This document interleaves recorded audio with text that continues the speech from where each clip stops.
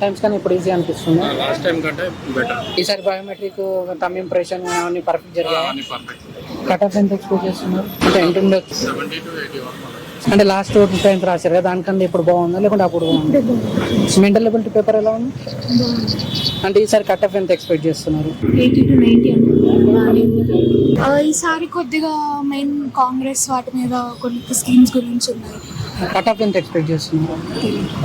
Expectation extra ఏం expectations పెట్టుకోవట్లేదు. ఎట్లుంటుందో first ఈ ఎగ్జామ్ ఉంటే సరే. మెంటల్ ఎబిలిటీ పేపర్ ఎలా ఉంది?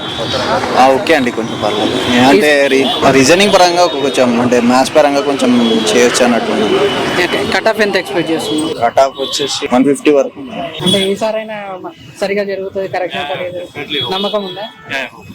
ఓకే. గత 3 years నుంచి ఎలా ఫేస్ చేస్తున్నారు?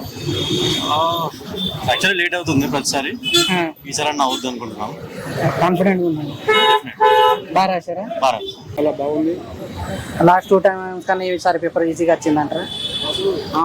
అందరికి అనుకూలంగా వచ్చింది. చదువుకున్న వాళ్ళకి కానీ, పల్లెటూరు రూరల్ ఉంటుంది, అర్బన్ వచ్చే వాళ్ళకు సమానంగా ఈక్వల్ గా వచ్చింది. అంటే ఈసారి సరిగా కండక్ట్ చేస్తారని అనుకుంటున్నాను. 100% బయోమెట్రిక్ తీసుకున్నారు.